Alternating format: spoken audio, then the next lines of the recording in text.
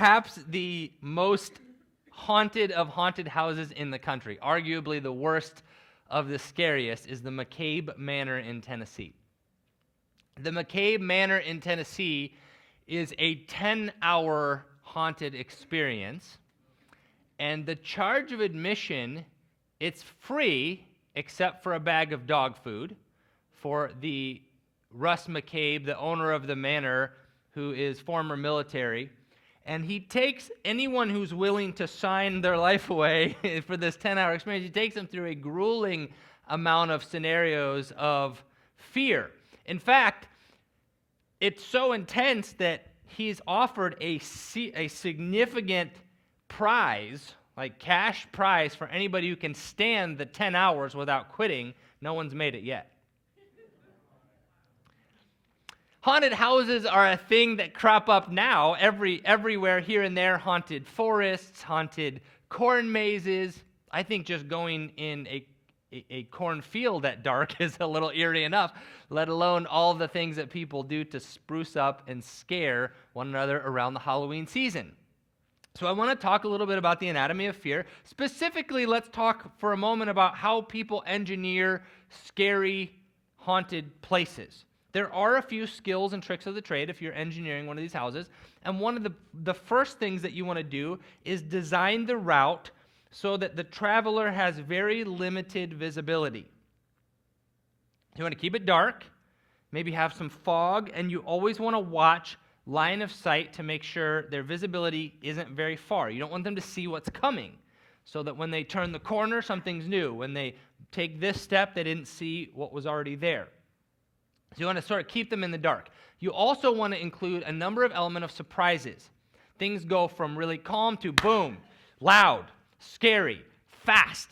If you have time to anticipate those surprises, your body responds differently and you don't get quite as scared. You also want to include, if you're doing a scare house or something like that, background music that is eerie, so that the music itself sort of puts people on edge and you're anticipating something. You're ready to be scared. And then, of course, there's the gore and the goblins and the chainsaws and all that stuff that relates to death and stuff that scares us anyway. Now, why do people engineer haunted house experiences? One of the simplest answers is it's profitable for them. They profit from our fear. And as long as we keep paying money and doing it, they'll keep engineering haunted house experiences because it profits them. Now, I want to take that for a minute and think about the strategy for the enemy of our souls in engineering fear for God's people for a minute. Because I believe this is one of the strong things that demonic spirits do in messing with people's lives. So you want to create limited visibility. You want to keep people in the dark. You don't want them to see very far ahead. You want them to always be anticipating one step at a time and not sure what's going to happen in the future. You want to introduce some dramatic elements of surprise, things they were not expecting, things that will shock them. You want to keep the background music of their life full of fear. Now, maybe it's not a literal background track, but maybe it's the things that they watch that sort of perpetuate fear. Maybe it's a horror movie, maybe it's the news. They could both be about on the same plane.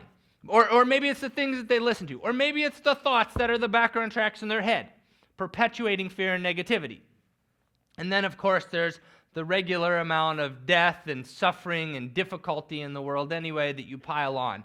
Why would the devil have an interest in keeping us afraid? He profits from it.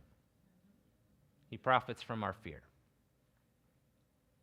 When you are afraid, your world shrinks.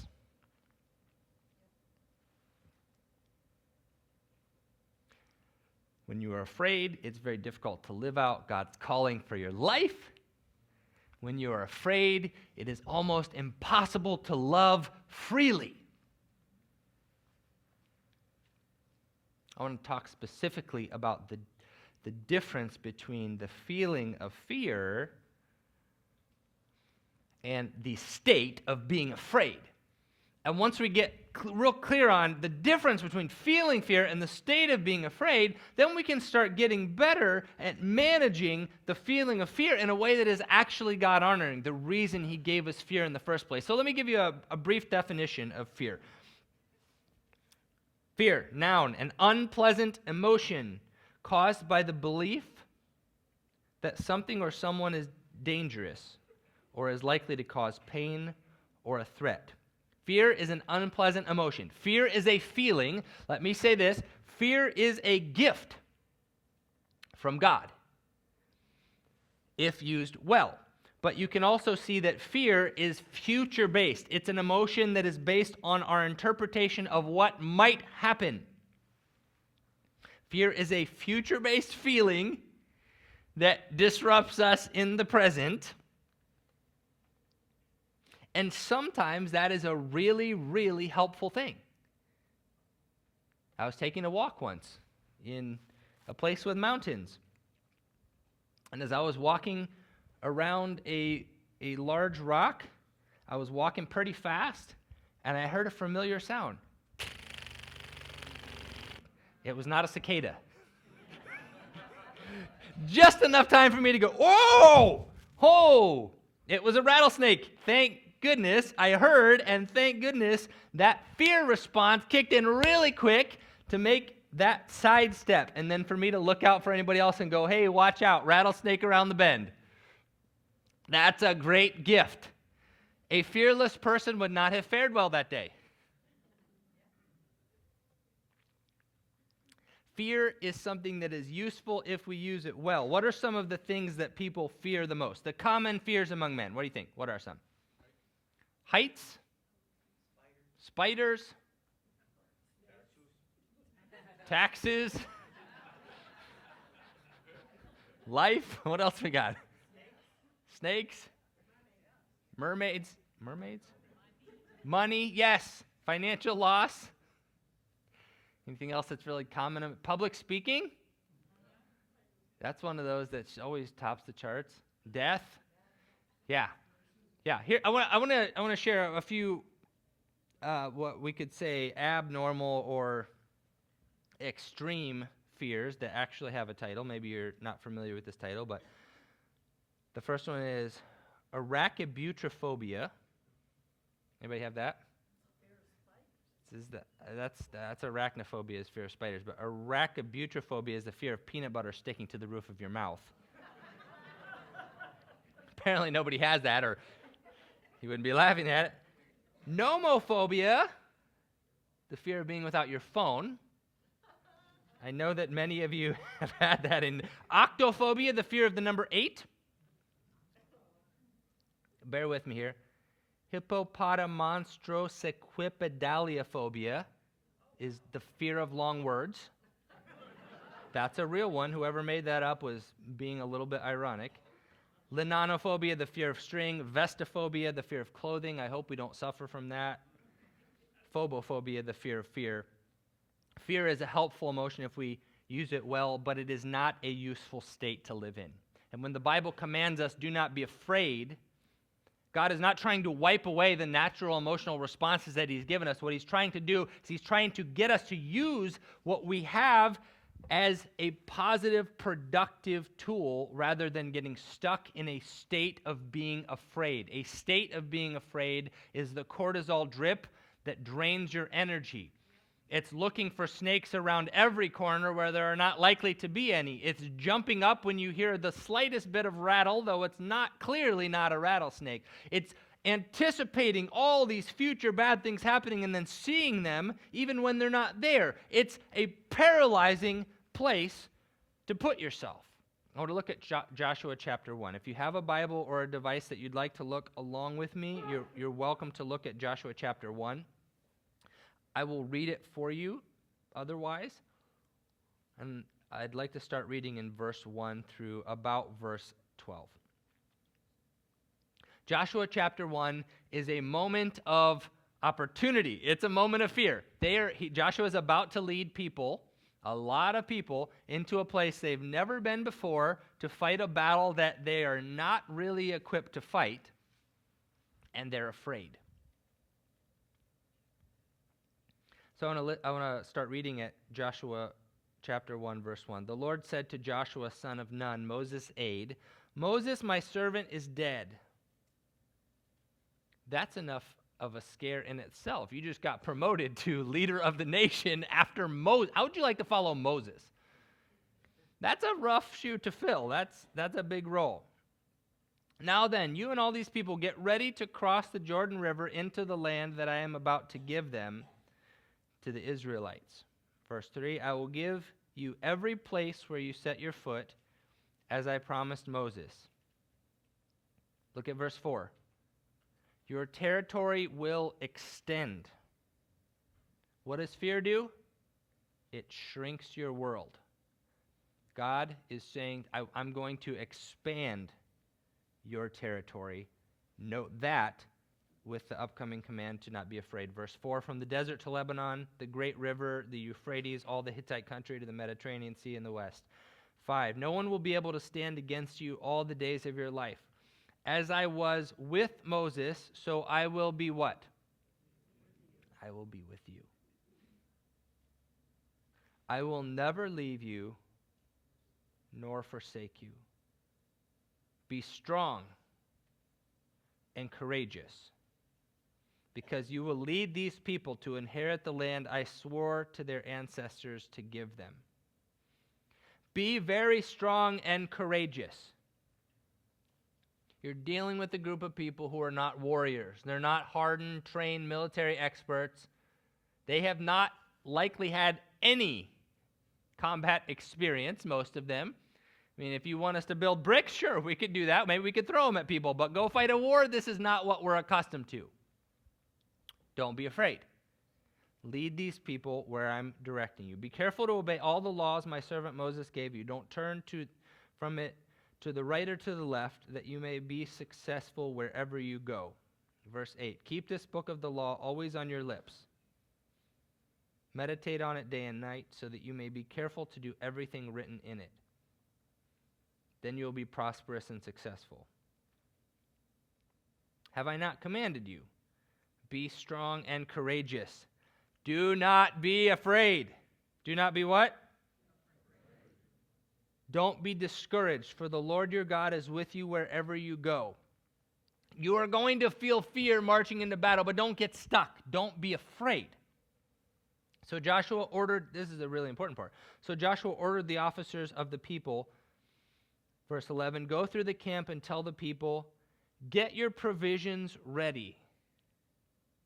That doesn't sound like the highlight of the chapter, but to me it is.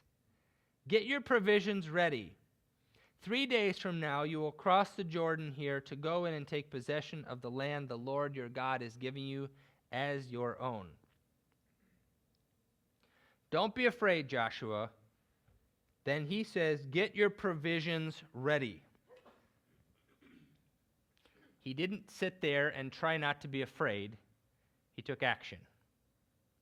Here's what I want us to look at. Let's pull up the next slide for a minute. Fear is the natural emotional response that we have. It's a good gift. It's helpful from God. We can use it in many, many useful ways.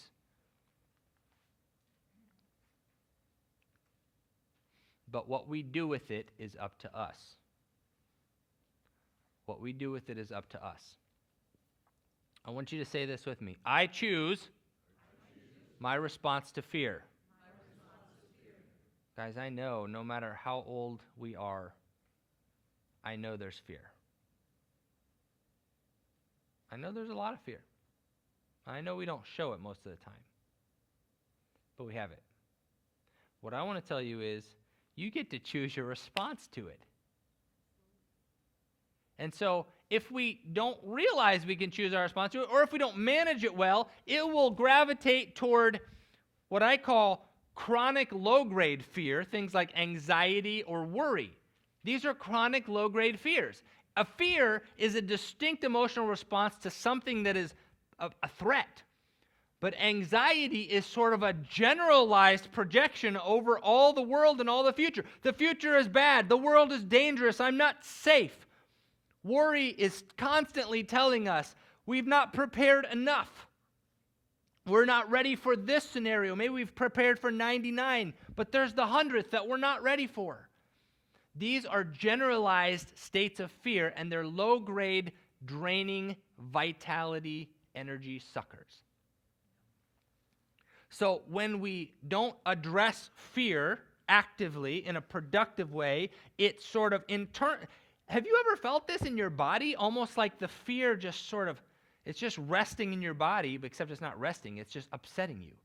It's worrying you. It's like a low boil, and you just can't be at peace because there's always something else. There's always something to worry about. There's another thing.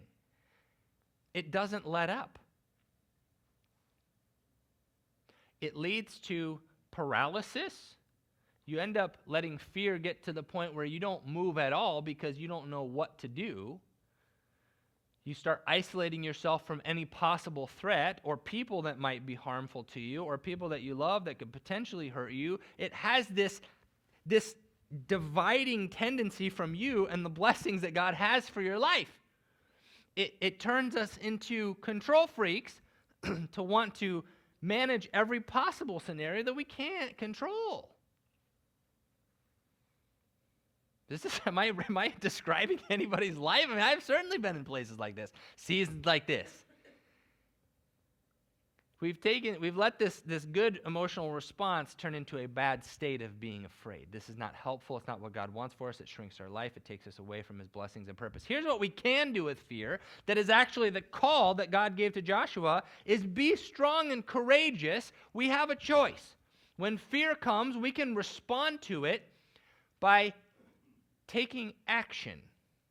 This is the antidote to fear, is taking action. The action is in two categories. One category is this: what are the things that I can control? In that category, it requires faith-filled preparation. What are the things that I can control? It requires faith-filled preparation. Some of you may have grown up in an era where canning food was normal, and you always had 2, 3, 4 weeks worth of food in the pantry because you never knew what was going to happen. And there was a sense that you provided for the just in case, the eventuality, the emergency, and you had prepared what you needed for those events. Anybody have that memory as a kid or as an adult? You prepared for the possibility of something going wrong. If that preparation is faith-filled preparation, that's wise. That's not fear, that's wisdom. The fear is, man, I hope my family doesn't starve. That's a realistic fear. Maybe we could lose our job. Maybe we could go through hard times. Maybe there could be difficulties in the supply of food to our family. That fear turns into faith-filled preparation, and you set up storehouses. Man, that sounds like a number of stories in the Bible, doesn't it? Ever read the story of Joseph? That faith-filled preparation is an action that is an antidote to fear. That's something you can control. I could put away some cans. In that category, it's the things that we can control. We have faith. Notice the faith-filled, not the worrisome, freaking out preparations. That never ends. But the faith-filled preparation. Then there's the other category, things that we cannot control. I should probably do it like this. That category is real big. Things that we can control, faith-filled preparation. Things that we cannot control, that's faith-filled prayer. Which is, by the way, still taking action.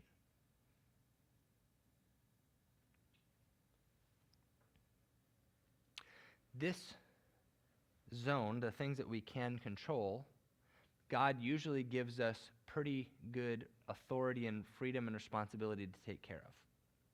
It's not helpful when people come to God saying, "Oh God, would you please tie my shoes?" You can reach your shoes. God, would you please provide something for me that you've actually already provided the opportunity for me to have, and I didn't take it, or I didn't work for it, or I didn't do something that was in my court. God, in those instances, many times looks at us and goes, that's something that's within your control. You can actually do that. me continually bailing you out isn't going to help you develop. So go put some cans away. But then there's this category, and the comforting thing about this category is whatever's out of our control is still in His. It's all in His, isn't it? There's not a thing that we worry about that God goes, gosh, I've never thought about that. What am I going to do about that? I never saw this coming. It was dark, and here was a surprise turn. There's no haunted mansion for God. He sees it all. He's not worried. He's there. Joshua, I will be with you. I'm going to be with you. I'm not going to leave you. And when we take the action of faith-filled prayer, we have done the single best thing we can do in dealing with things that are out of our control. So you're just giving them to God and say, God, I don't know what's going to happen. Please help. I'll just trust you, like the lyrics of the song we sang earlier this morning. I'll just trust you. I'll just trust you. Do you see how these two actions are the antidote to what ends up devolving into a lifestyle or a habit or a presence of constant worry and anxiety and low-grade fear? If you are feeling the low-grade fear and it continues, I would encourage you to yank it over and to put it into one of these two categories. What am I afraid of? Let me put it in, is this something I can control? Or is there a part of this that I can control? What part of it can't I control? And let me take the action. You choose your response to fear. Is it anxiety or action? Panic or preparation? Worry or work? Isolation, integration, paralyzation, or prayer. Say this with me. I choose my response to fear.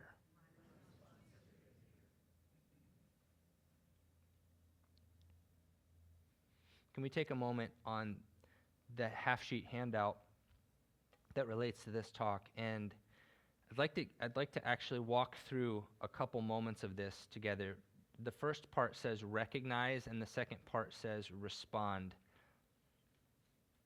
If you have an active fear in your life right now, or maybe it's a smaller one, maybe it's a lower anxiety, I'd like to practice doing this because these things just waste so much energy from our lives.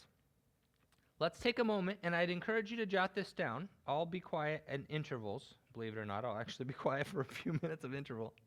Number one, what does the fear feel like? What does it feel like? Jot it down.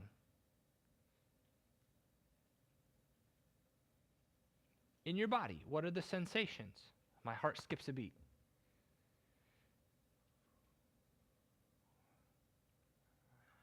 My tongue gets tied. It's hard to breathe.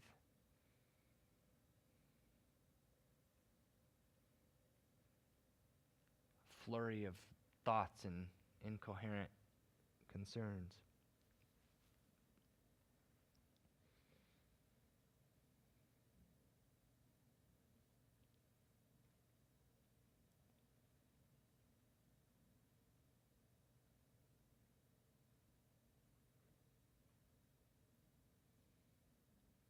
It's helpful to recognize these feelings before they just sort of settle into our bodies, because then we can do something about it. But if it becomes the state, we have to kind of shake ourselves out of it, and that's harder to do. When we can recognize the feeling of fear, then we can begin to respond in a healthy way. What if you picked a particular one, what are you afraid of?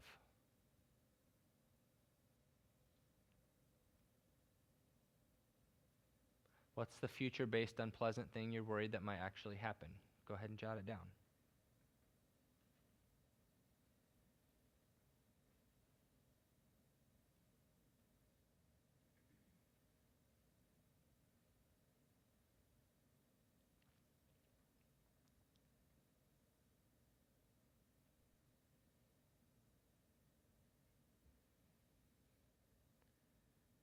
While statistics would tell us most of the things that we fear will never happen, I also want to tell you the thing that we already know. Some of these fears are very real. They could happen. Maybe they've happened before, and you don't want them to happen again. So we're not talking about just theory and brushing away things that are real with mental tricks. What are you afraid of? It may be very, very real or very at hand or hard. And then response. Of the thing that you're related to that you're afraid of, what of it can you control? What can't you control?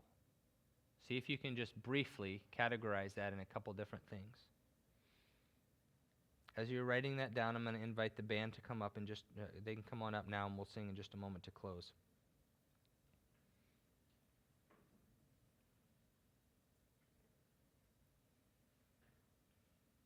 What can I control? Whatever's in that category, God has given to you for faith-filled action, preparation. Do what you can.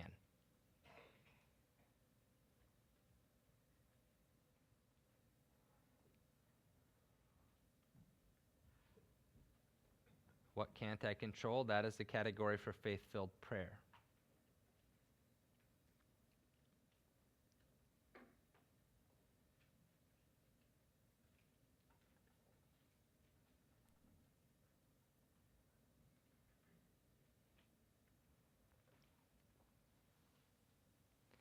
If you feel that fear has become too much of a state of being for you recently, I would encourage you to take this simple little exercise and take it home with you and go after those fears. Don't let them settle in.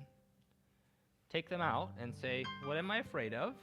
What can I do about it? Do something about it. When you do something about it, you'll immediately start feeling better. And when you pray about it and say, God, I can't do anything more, but you've got this, I trust you, you'll immediately start feeling better. And then when we get to the point where those fears try to climb us up and grab those things back from God, just leave them in his hands. He does not want us to be in a state of fear. He has not called us to be in a state of fear. He's called us to be in a state of love. Can we stand together for just a moment? He's called us to be in a place where we can love one another freely, and fear always cripples that. It blinds us from being able to see and receive God's gifts for us. It isolates us and keeps us paralyzed from action, living out our calling, and we can move past it right now. As we sing these two closing songs, I just want to offer a specific invitation to anybody who feels like, you know what? This fear's had too much of hold on me. I want to step out of my fear. If that's you this morning, I just invite you to sing these songs up front. Walk up front to the altar, as it was once called. Come up front and stand. Move out of your fear. Take action and sing loud up front. And the people around you will be praying for you behind your back, wind in your sails. Let's sing these last two songs together.